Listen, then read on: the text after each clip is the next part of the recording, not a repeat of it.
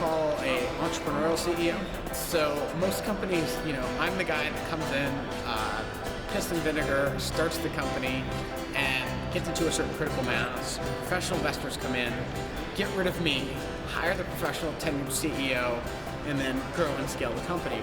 And I've had a pretty unique experience since I founded the company. Then I was also, through the acquisition, able to stay on as kind of the professional CEO going forward. And through the last 3 years of being owned by a big British public company. Who is that company? Wolseley, out of the UK.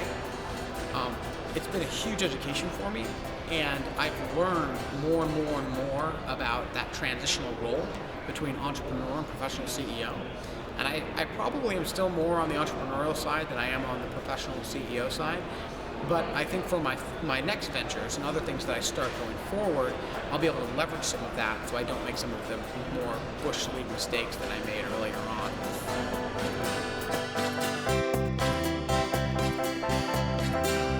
Now I've seen both sides of the coin. So I've seen the corporate manager side, and I've been through the entrepreneurial experience also.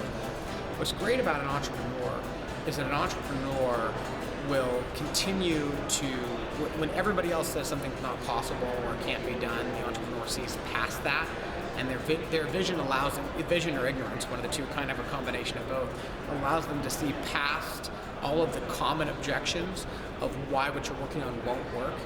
And it's like the joke about the bumblebee. Scientifically, based off of its proportions, a bumblebee cannot fly, but it still manages to. And the entrepreneur kind of bridges that gap between this idea or concept will never work until it works, and then it seems so obvious in hindsight.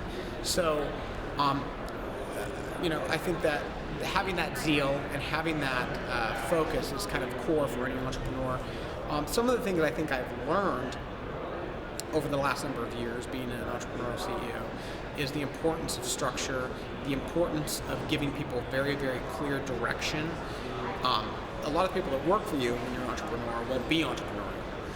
And learning how to better manage those people and putting them on the right path, putting them on a path, let's not say it's the right path, because when you're an entrepreneur you're doing a lot of experimenting, but putting those people on a path and allowing them to be their best, do their best, and perform at the maximum of their capability. That's a lot about being an entrepreneur. It's the leadership side of being an entrepreneur.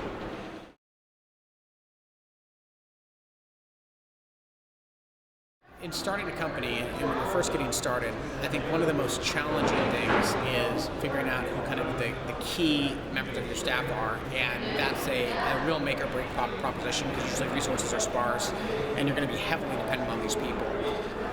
And my philosophy has kind of been, I would rather have a really, really diligent, hard worker than someone that was too smart for their own good. What I've seen in the corporate environment is you have incredibly bright people that really aren't actually doers. They think through everything, but they don't actually get out there and do the work. And they don't like to fail, so they will spend a tremendous amount of time doing an analysis, so they make sure that they always make the right decision and then deploy the right people to make the right decision.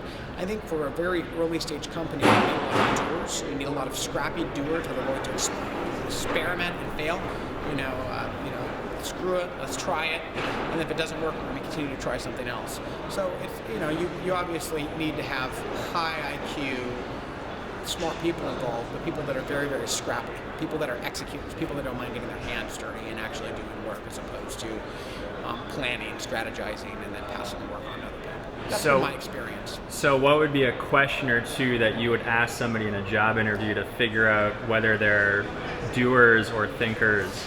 I think, what's great is in an interview, in figuring out whether or not they're charlatans or martyrs or hustlers. It's really easy when you propose a problem to somebody. You can kind of listen to ask how they would walk through it, and based off of that, if they take more of an analyst approach on analysis and around planning and then around proper allocation of resources. In my experience, and this isn't necessarily true for anybody, there's a lot of different ways people are successful. I would rather have somebody that is more inclined to do a lot of the things on their own and experiment a lot, as opposed to too much planning and process. I think too much planning and process can kill an endeavor early on. So the questions I would ask is, if I was asking an entrepreneur in an interview, or a founding member of a team in an interview, I would probably talk about a real world problem that the startup was having, and understand how they would address that problem and how they went about solving that problem. If it was more of a large corporate way of solving the problem, I'd probably be less inclined to hire them. If they were looking for a more scrappy, short-term, results-focused solution to solving a problem, I'd be more inclined to hire them.